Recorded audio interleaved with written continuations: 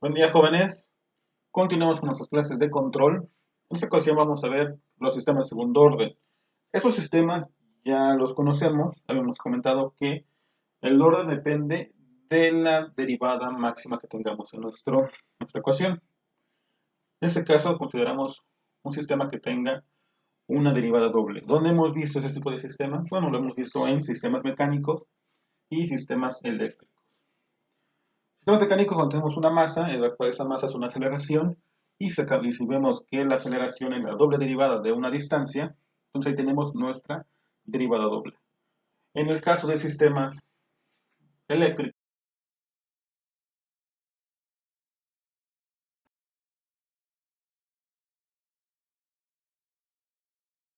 si tenemos un circuito RC, igual a la derivada que depende únicamente del capacitor. Pero en el caso de circuitos RLC, tenemos una derivada respecto a la bobina y una integral respecto a el capacitor, o viceversa, dependiendo que busquemos. Hemos visto que tenemos que derivar cada uno de los elementos. Al hacer eso, obtendremos una doble derivada ya sea en la bobina o en el capacitor. Y ejemplos como este también hay muchos, tanto para sistemas neumáticos, hidráulicos, etc. Ahora, habíamos comentado que estos tipos de sistemas tienen algunas condiciones iniciales. Eso se muestra a través de la transformadora de Laplace. Vemos que para sistemas de segundo orden tenemos que tener una condición inicial cuando el sistema o la primera o el sistema, bueno, la variable inicial está en cero y cuando la derivada de esa variable también está en cero en el caso de sistemas de segundo orden. Comentábamos que para hacer un poco más sencillos los cálculos, consideraremos que todas nuestras ecuaciones van a estar en condiciones iniciales cero. O puede pasar el caso en el cual tengan tal vez una condición inicial en cualquiera de los dos, tanto en la derivada como en la variable de cero. En este caso, pues tenemos que hacer los cálculos, sustituir esos valores, ya vimos cómo se hace eso, y obtendríamos nuestra función de transferencia. Pero para este caso, para lo que vamos a ver ahorita, consideraremos que nuestras condiciones iniciales son cero. Ahora, ¿cuál es la forma común de un sistema de segundo orden? Vamos a ver que una ecuación cualquiera es igual a cuadrada más 3s más 1. Esa sería la función de transferencia de un sistema de segundo orden, ya sacando el modelo matemático, ya obteniendo las ecuaciones y sustituyendo los valores iniciales que decíamos que son 0. Aquí observo que esta es la c cuadrada. De esta manera yo puedo decir que mi sistema es de segundo orden, simplemente porque esa es. ¿Qué otra cosa observo? No tengo una S arriba, es decir, no tengo ceros, pero sí tengo polos. Esos polos son los que van a determinar cómo se va a comportar nuestro sistema, cosa que ya hemos visto. Ahora, viendo esta parte de esa función de transferencia, existe una forma estándar de esa función de transferencia de segundo orden, la cual es de ese modo.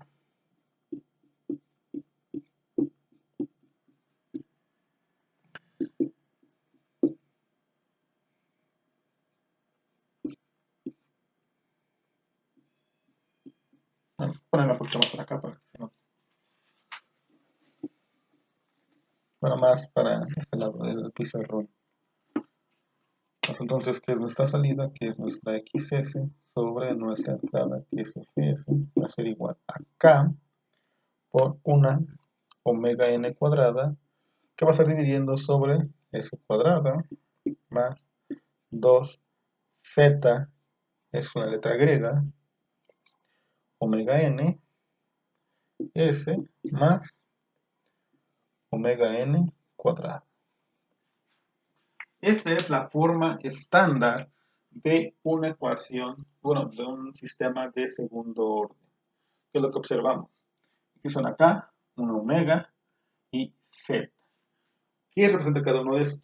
Bueno, K es la ganancia estática del sistema, es decir, cómo va a obtener una ganancia, cómo va aumentando nuestra ganancia respecto a un sistema. Por ejemplo, tenemos un, un sistema, un circuito eléctrico. Es ver cuánta ganancia tiene, por ejemplo, del voltaje. Si van a acordar algunos circuitos RLC, tenemos ganancias con respecto, bueno, algunos amplificadores operacionales tenemos ganancias al utilizar cierto tipo de arreglo. Entonces se refiere a esa ganancia. Por lo regular, en este caso vamos a tener una ganancia 1, o sea, no vamos a tener la misma entrada y no va a haber ganancia en la salida. ¿Okay? Omega n. Esta omega n es la frecuencia natural no amortiguada. ¿Qué quiero decir con esto? Es la frecuencia a la que va a estar oscilando nuestro sistema. Es decir, al decir no amortiguada, quiero decir que no hay quien pare esa frecuencia. Si no tuviéramos una frecuencia, un amortiguamiento en un resorte, supongamos que tenemos esto,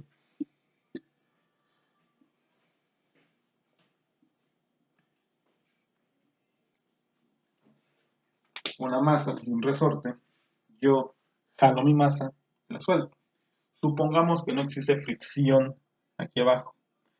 Pues el resorte va a estar oscilando todo el tiempo infinitamente. Tendremos una salida de ese estilo.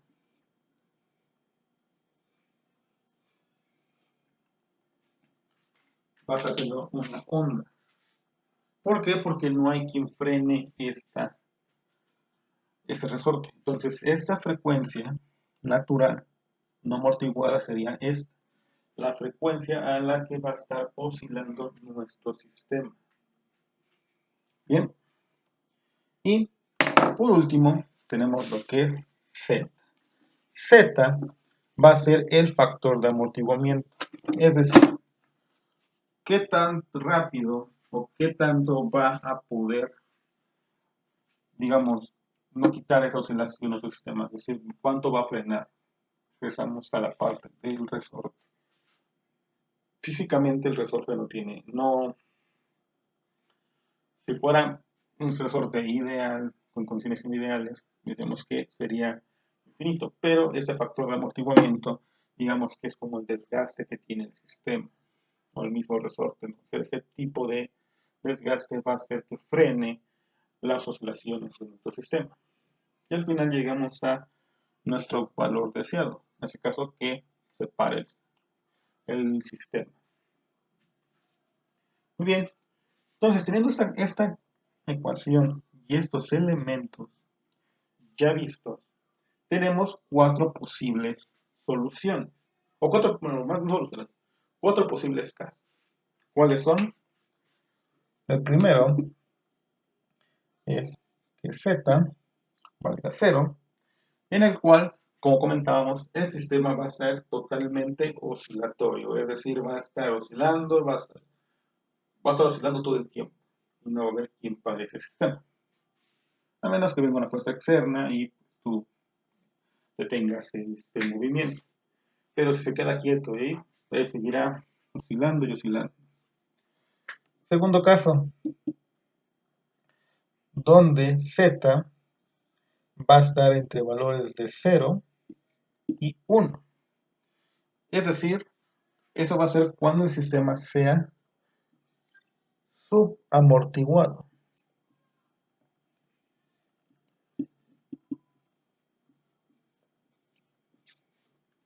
Todas esas palabras se les han conocido. La de haber visto en algunas clases de circuitos eléctricos, donde tenemos un sistema amortiguados, críticamente amortiguado y sobreamortiguado. Todo viene de esa parte de control. El siguiente caso es cuando Z es igual a 1. En ese caso tenemos que el sistema es críticamente amortiguado. Y finalmente tenemos un cuarto estado, en el cual Z es mayor a 1. Entonces dice que el sistema es sobreamortiguado.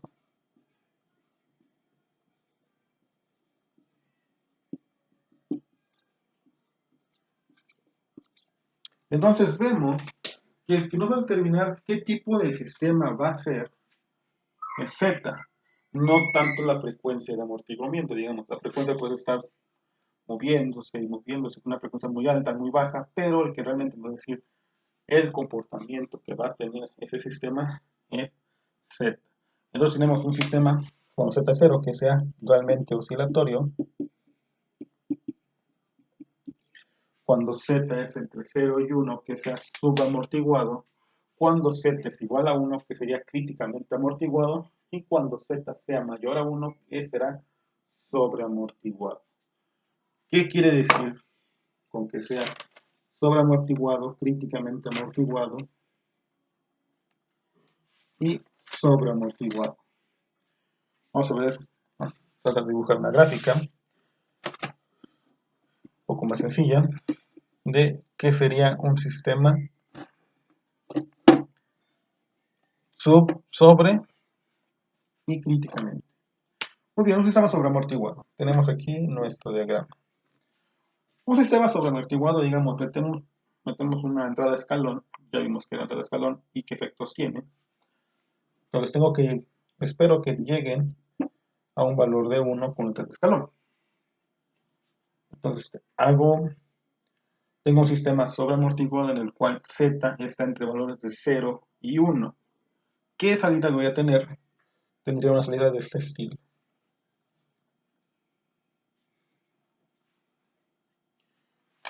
En el cual tengo un sobretiro respecto a la salida que yo deseo. Y conforme va pasando el tiempo, el sistema se va a hacer más pequeño, tratando de alcanzar la salida que yo quiero. En este caso sería el sistema subamortiguado. Críticamente amortiguado. El sistema es un poco más lento, pero trata de llegar al sistema sin tener sobretiros. Esa forma sería tal vez una de las más deseadas, pero depende mucho de lo que nosotros queramos hacer. Por ejemplo, tal vez no queremos que sea tan lento, queremos que tal vez nuestra respuesta sea muy rápida. Supongamos que tienen un robot. Ese robot tiene que soldar una pieza.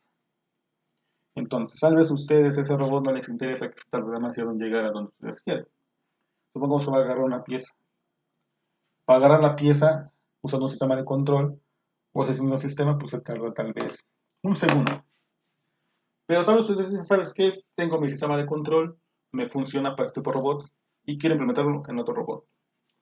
Supongamos que en vez de ser un robot en una empresa, va a ser un robot quirúrgico. Te va a ayudar a una operación. ¿Qué creen que pase si ese robot se va a tardar un segundo en hacer un corte? Pues es demasiado tiempo para algo así. Tal vez en la industria no sea tanto, pero tal vez para la parte médica es un mundo. Entonces tenemos que ver para qué necesidades tenemos esos tiempos. Como te comentaba, tal vez no te interesa que tarde demasiado en llegar a lo que tú deseas. Tal vez sí te interesa que llegue demasiado y hay que buscar la forma, utilizando técnicas de control para hacer que mi sistema llegue lo más rápido posible al valor deseado. Entonces decimos que este es el sistema críticamente amortiguado. Y tenemos el sistema sobreamortiguado, en el cual Z es mayor a 1. ¿Cómo se va a ver esto, ese sistema? Sería así. Este tipo de sistemas es demasiado lento. No tenemos sobretiros, pero tarda demasiado en llegar al valor que nosotros queremos. Como les voy a comentar, depende mucho qué tipo de sistemas y para qué aplicaciones lo vamos a querer. Si se dan cuenta, los sistemas de técnicas de control que vamos a ver es, en algunos tipos, es modificar esa Z o aumentarle agregarle un valor en el cual me quite este sobretiro y me lo haga más rápido. Ok, entonces el sistema sobreamortiguado, críticamente amortiguado y sobreamortiguado. Ahora, ¿cómo veo o cómo observo los polos de ese sistema? Aquí tenemos nuestra función de transferencia, que es nuestra segundo orden. Sé que esta es mi ecuación, la que voy a estar utilizando para poder obtener mis polos. Bueno, esa se llama la ecuación característica del sistema. Tenemos entonces que z, bueno, que es s cuadrada, más 2 veces z, omega n s, más omega n al cuadrado. Esta la igualamos a 0 para poder obtener nuestros polos. Entonces tenemos que nuestros dos polos, porque recuerden que es un sistema de segundo orden, sería menos 2 z omega n más menos 4 veces omega n al cuadrado, bueno, z cuadrada, omega n al cuadrado, menos 2 de raíz, 4 omega n sobre 2. ¿Qué estoy aplicando? Pues la ecuación fundamental o la famosa chicharronera en esta ecuación. Si yo observo y hago alguna matemática, por ejemplo, saco factor común del 4 y de omega n, puedo reducir mi ecuación poco más, teniendo esto, raíz de 4 omega n cuadrada de z menos 1 sobre 2. Y si yo sigo haciendo matemática, por ejemplo, como estoy multiplicando esta raíz, simplemente saco raíz cuadrada de 4 de omega n, tendría 2 omega n, 2 se va, pues tengo un 2 y un 2, y al final mis polos quedarían de esta manera. El valor de menos z omega n más menos el valor que tengo, perdón, de omega n, la raíz de z cuadrada menos 1. Entonces, ese 2 se saca arriba, ¿eh? Entonces, para poder obtener mis polos, sería utilizar esta ecuación, en la cual es menos z omega n más menos omega n por la raíz de z cuadrada menos 1. Como observo, existe la posibilidad que yo tenga raíces complejas, porque habíamos visto que z puede tomar el valor de 0 y valores entre 0 y menos 1, perdón, 0 y 1. Si ese valor es menor a 1, pues vemos que esa raíz va a ser compleja. ¿Por qué? Porque vamos a tener un número negativo. Si fuera mayor a 1, pues veo que no tengo raíces complejas y serían puras raíces reales. Entonces vamos a observar que z es la que va a determinar cómo va a ser nuestro sistema. Bien, ya teniendo esto en cuenta, vamos a ver, a trabajar con ese tipo de entrada. Entonces tenemos aquí nuestro sistema. Yo lo quiero poner como diagrama de bloques. Acá lo pongo acá adentro.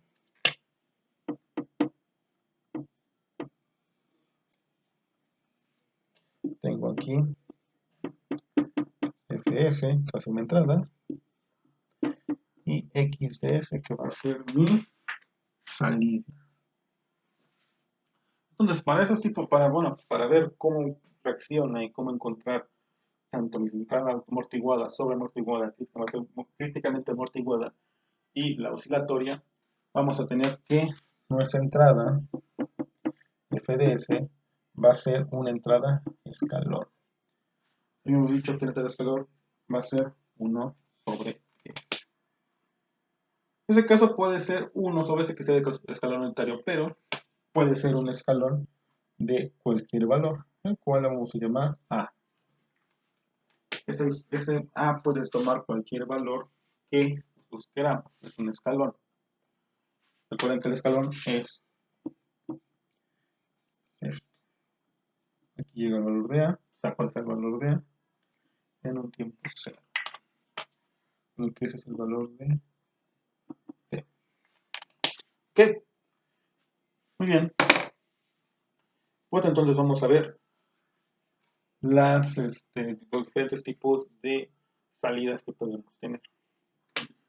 El primer ejemplo que vamos a ver, bueno, el primer dato o primera salida que vamos a ver va a ser cuando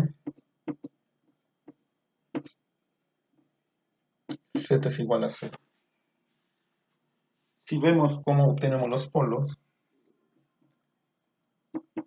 hemos dicho que era z omega n más menos omega n, la raíz de z menos 1. Todo esto.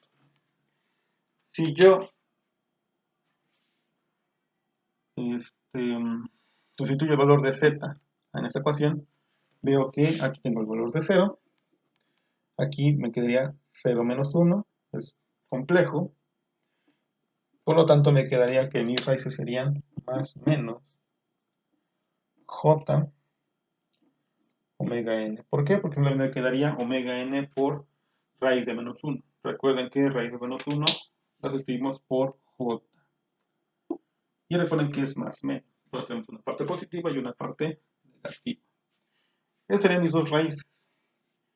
Si yo quisiera graficar esas raíces en mi diagrama de polos y ceros,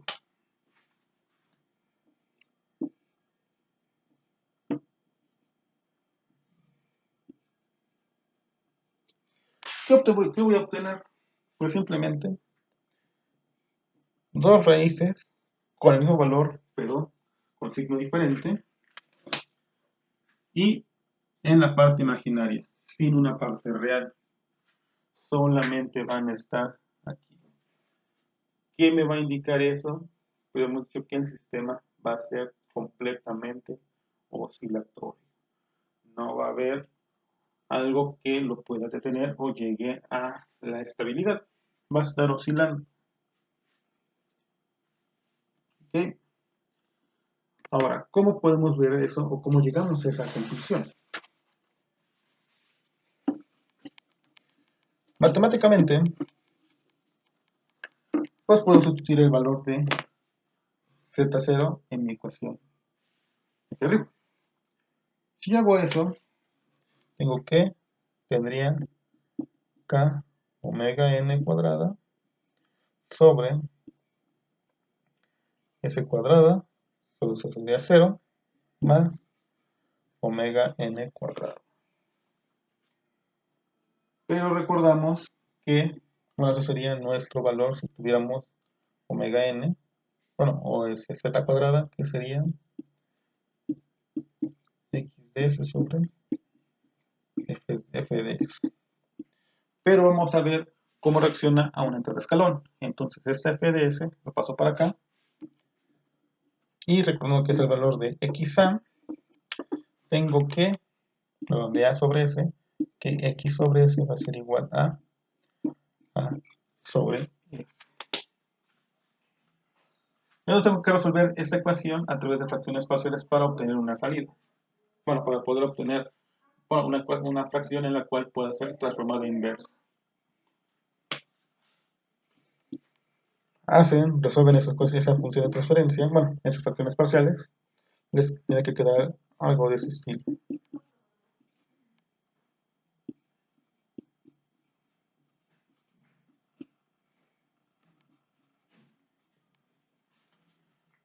Resolviendo esa ecuación, al final les tiene que dar algo así. Resuelven esa fracción parcial y la salida que van a tener va a ser esto.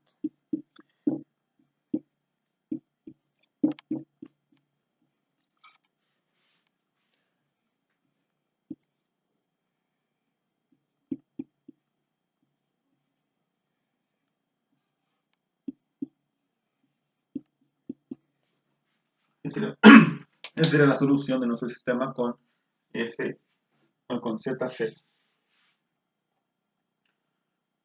Si hacemos transformada inversa de Laplace, nuestra ecuación en función del tiempo quedaría así. Acá 1 menos el coseno de omega n t. Esa sería mi función en el tiempo. Entonces, hemos dicho, si es un sistema de escalón unitario, pues no sería 1, donde mi valor de K, que hemos dicho que era la ganancia estática, igual sería 1, pues simplemente tenemos nuestro sistema que va a depender únicamente de la frecuencia natural no amortiguada. Dependiendo del valor que tengamos de esa frecuencia, va a ser cómo nuestra salida va a salir. Hemos dicho que sería una salida totalmente oscilatoria. Como vemos, puede ser así.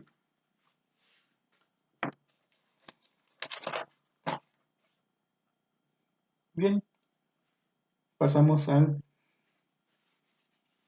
siguiente factor.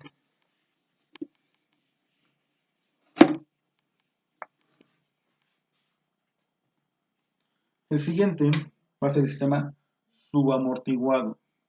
¿Cuándo va a ser eso? Cuando Z esté entre valores de 0 y 1. Si hacemos eso y pusimos esos valores en nuestra ecuación para sacar polos y ceros, tendríamos que las raíces del sistema serían de este estilo.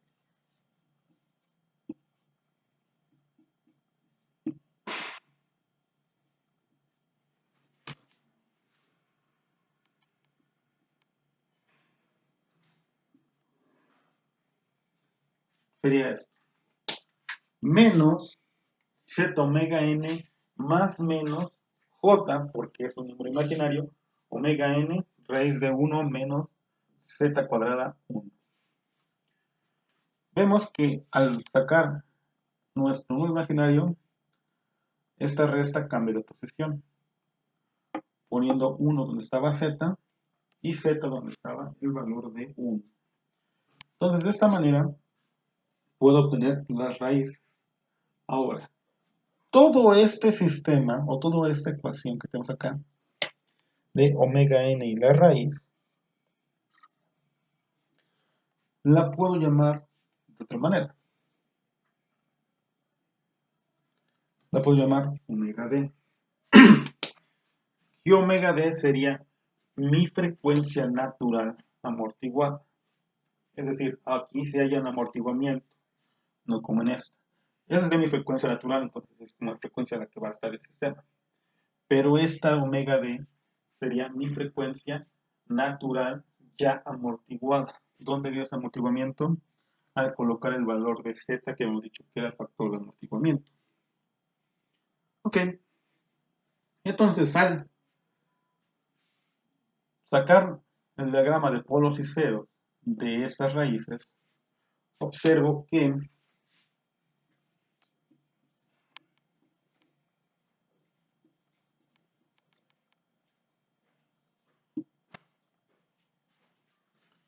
mi sistema va a tener igual raíces imaginarias iguales de diferente signo, pero con una parte imaginaria, con una parte real. Entonces, si yo, por ejemplo, acerco mi valor de omega, bueno, perdón, de z, lo acerco demasiado a 1, es decir, estoy cerca de valores de 0 y 1, y yo hago que z, vamos a poner aquí, que z suba, pero cuando se acerca a 1, ¿qué es lo que va a pasar? Mis raíces, van a acercarse demasiado a mi parte real. Van a acercarse demasiado. Y es evidente. ¿Por qué? Si yo saco eso demasiado a 1, ¿qué me quedaría si saco si es igual a 1? 1 menos 0, 1 menos 1, porque al fin y al cabo 1 por 1 es 1, te va a dar 0, raíz de 0 es 0, y eso te eliminaría. Solamente te quedaría la raíz en un punto totalmente real. Entonces, entre más cerca sea esa z al valor de 1, más real va a ser más cercano nuestros polos a la parte real. Hemos dicho que si están demasiado cerca de la parte real, no existe una oscilación. Pero ¿qué pasa si yo en vez de aumentar z, aumento la frecuencia omega n? Si yo aumento omega n, lo que va a provocar es que mis raíces se van a alejar más de la parte, bueno, del eje imaginario, y van a ser mucho más lejanas de la parte real y van a crecer demasiado. Es decir, conforme tú vayas aumentando omega n, esas raíces van a separar más y se van a alejar más de mi eje imaginario. Entonces, entre más cercano sea z al valor de 1, más estará cerca de los valores reales y menos oscilación tendrá. Entre más cerca está el valor de 0, pues vemos que mis polos pues van a estar oscilando demasiado. De la misma manera que si yo aumento omega n, mis polos pues prácticamente van a estar oscilando demasiado, tener demasiado oscilación al sistema. Probablemente sí llegue a la estabilidad, pero con muchas perturbaciones al inicio. Muy bien. Entonces esa sería la forma que tengamos de nuestro sistema. Recordando que omega d es nuestra frecuencia ya con la frecuencia natural amortiguada, que sería todo ese factor. Ok. Entonces, ¿qué tipo de salida voy a tener yo si aplico, igual que en el ejemplo anterior, una entrada de escalón? Pues bueno, si yo aplico la entrada de escalón, tendría un sistema de ese estilo. Bueno, de tipo de salida. Aplicado ya el escalón, tendremos A, K, de omega n cuadrada sobre S por S cuadrada más 2 z omega n S más omega n cuadrada. Aquí está ya mi escalón. Si yo aplico igual fracciones parciales, ustedes háganla para que vean que si llegamos al mismo punto, tendríamos como resultado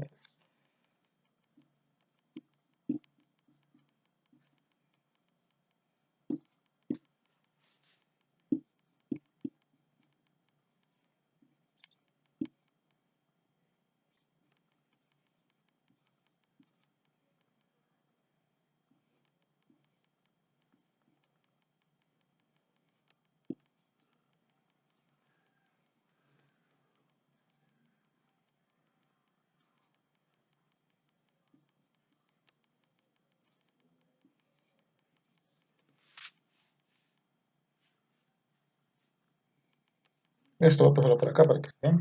Bueno, no creo que no se va a ver.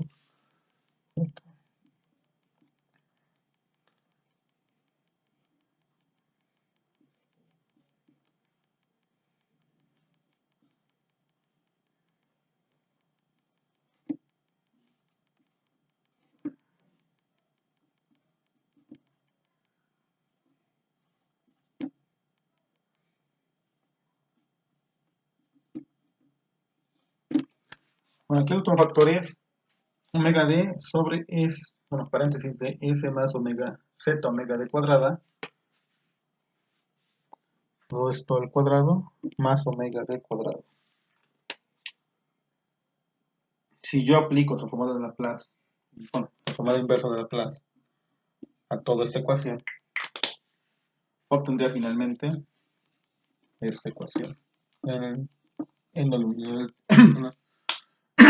en el dominio del tiempo, que sería igual a k, que multiplica al valor de z, menos z omega nt del coseno de omega d t menos z sobre la raíz de 1 menos z cuadrada, que multiplica a la exponencial de menos z omega nt por el seno de omega d t. Entonces veo que son tanto un coseno como un seno. Existe una propiedad en la cual conjuga tanto el coseno como el seno, en el cual vemos que tenemos el mismo tipo de frecuencia en la que está oscilando. Aplicando estas propiedades, que no vamos a hacer esto, simplemente voy a poner el sistema para que no trate mucho el video. Tendríamos finalmente que nuestra salida sería así, igual nuestro valor de A por K sobre 1 menos la exponencial de Z omega nt sobre 1 por la raíz de 1 menos Z cuadrada por el seno de omega d t más la tangente inversa de la raíz de 1 menos z cuadrada sobre el valor de z. Esa sería la ecuación final cuando tenemos un sistema que tenga z entre valores de z entre 0 y 1. ¿Qué es lo que hay que hacer cuando encontremos estos valores? Simplemente sustituir y obtendríamos esta ecuación. ¿Okay? Ahora, ¿qué tipo de salida voy a tener? Pueden ponerle pausa para que puedan copiar esta parte. Si no, en el libro de Ingeniería de Control de Ogata que les subí, esta es la misma ecuación. Pueden buscarla para que la puedan encontrar. Si no saben dónde están, me pueden decir.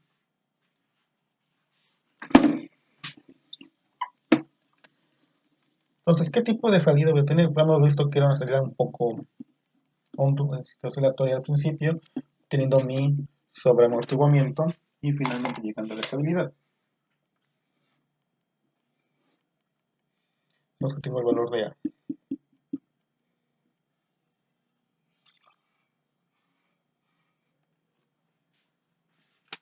Entonces, esto sería mi salida. Tiene un entrada de escalón de un sistema con Z entre valores de 0 y 1. Vemos que tenemos varios factores. Por ejemplo, S sobre tiro. Este valor lo vamos a llamar el máximo pico. Es decir, el valor máximo que va a tener S sobre tiro. Por ejemplo, tenemos un circuito eléctrico, un circuito electrónico, en el cual, por ejemplo, un convertidor DC-DC. Ese convertidor, si tú lo pones tal cual como está, podemos tener un sobretiro. Puede ser tal vez un sobretiro de corriente que sobrepase 1 ampere, 2 amperes. Ahora, ¿qué pasa si tú usas ese convertidor y lo conectas directamente a un circuito? El circuito aguanta tu sobretiro, pues no va a pasar nada, porque capaz es un circuito muy especializado. Entonces, si tienes ese sobretiro de 1 ampere, pues te vas a llevar el circuito. Entonces hay que conocer qué tanto va a ser ese sobretiro y qué tanto puede afectar a mi sistema que lo voy a conectar. Ahora, tablero de corriente puede ser otro factor, puede ser fuerza, puede ser torque, puede ser un montón de variables que al final te pueden afectar a tu sistema. También podemos saber el tiempo en que tenemos ese pico máximo. Vamos a llamar STP. Ahora, también podemos saber, bueno, antes de toda esta parte, vemos que nuestro sistema está oscilando, ahí va oscilando, está ahí va feliz. Y llega a estabilizarse. Ahora, se llama tolerancia permitiva, es decir, que permitimos esa máxima tolerancia en la cual el sistema está en un 2%. Es decir, si tenemos un valor de 1, cuando esté en punto 20, con punto 02, ya podemos decir que el sistema está estable. Aunque no logre tocar ese valor de 1 o de A, pero está en el rango permitido, es decir, un 2%. Entonces, si tenemos este valor de 2%, es decir, aquí tenemos un valor de 2% del valor de A, se puede decir que el valor que el sistema ya está estable. Igual, este valor vamos a llamar tiempo de estabilidad. Pongamos aquí es, ¿no? TS. Ahora, ¿se puede calcular el tiempo pico? Sí. De hecho, la ecuación sería esta. Pi sobre omega n raíz de 1 menos z cuadrado. Aplicando esta ecuación, podemos obtener el tiempo en el cual vamos a tener el máximo pico. Igual, hay una ecuación que nos va a decir cuál es el máximo, o el tiempo en el cual voy a llegar a la estabilidad, que sería 4 por z omega n. Y de igual manera puedo obtener cuál va a ser mi máximo sobretiro que voy a tener. Para eso simplemente en esta ecuación, que sería mi máximo pico, va a ser igual a siempre que sea un porcentaje, por la exponencial de menos pi z sobre raíz de 1 menos z cuadrado.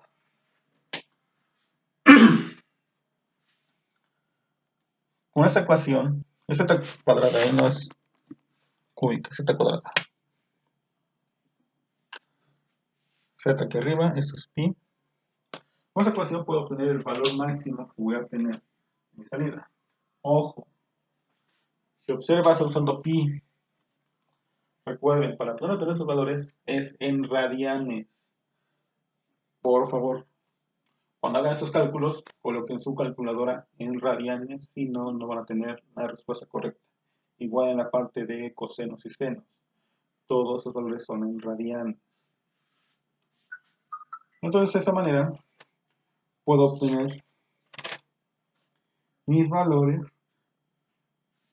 y ver qué tanto tengo de sobretiro a mi sistema, el tiempo que va a tardar, el tiempo que exacto en el que tengo ese máximo pico y el tiempo que se va a tardar en llegar a una estabilidad permitida. Ahora, ese tipo de sistemas son los más comunes en el mundo. De hecho, son los que más van a ver ustedes en cualquier sistema eléctrico, mecánico, neumático. Son los más comunes. Entonces, como vemos, tenemos sobretiros que tal vez no nos interesan, no nos estorban. Tal vez nosotros queramos que nuestro sistema sea completamente de esta manera, o sea, sin sobretiros y que llegue a estabilizarse sin sobrepasar el valor deseado. Pero ahí es donde entra la parte de control. Porque si fuera así, todos los sistemas, ¿para qué es el control, no? Entonces, vamos a enfrentarnos prácticamente todo a tener sistemas que oscilen de esta manera. Siguiente ejemplo. Una siguiente entrada. ¿Qué pasa cuando z es igual a 1?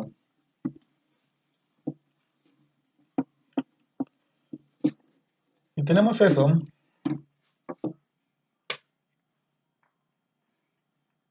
Y aplico mis raíces.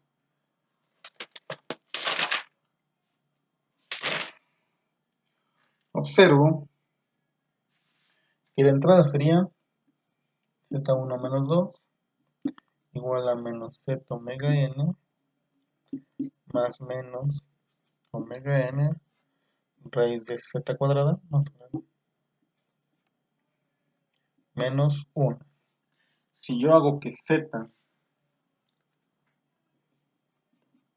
sea igual a 1, sería 1, z cuadrada sería 1, 1 menos 1, 0, todo eso se me va a borrar, y simplemente tendría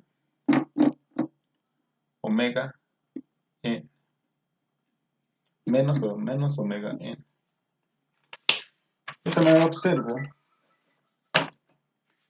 que mis dos raíces van a ser las mismas,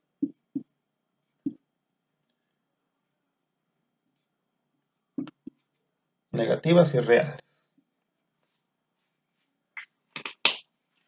Entonces veo que no va a haber una perturbación en la entrada, cosa que es lo que yo espero.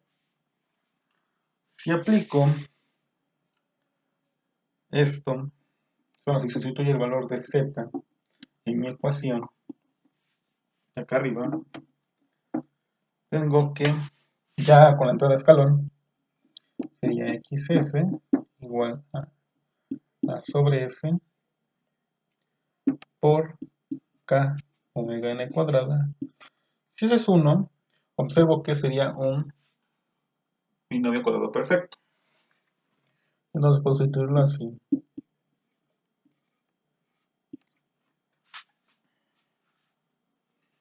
Simplemente así. Aplicando fracciones parciales y resolviendo esas fracciones, obtengo ecuaciones. Recuerden esas fracciones parciales, si quieren hacerlas para comprobar esto, pueden hacerlas para que vean que no estamos mintiendo. Lo que quedará aquí es un valor de AK omega n sobre S más omega n cuadrada menos A por K sobre S más omega n. Saco otra forma de inversa de Laplace y finalmente mi sistema en función del tiempo lo vería de esta manera. X de t y x de t igual a valor de A por K por 1 menos E omega n t negativo por omega n t más 1. Entonces esa sería la ecuación en función del tiempo. ¿Qué tipo de salida voy a tener?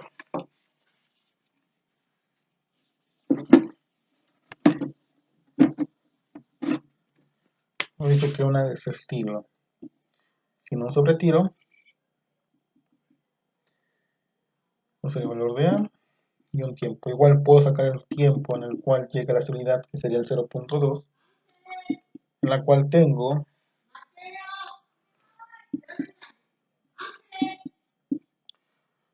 esto.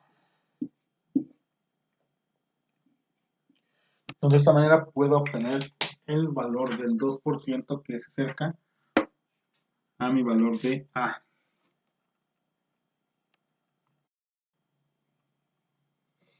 Entonces aquí seríamos cuando nuestra Z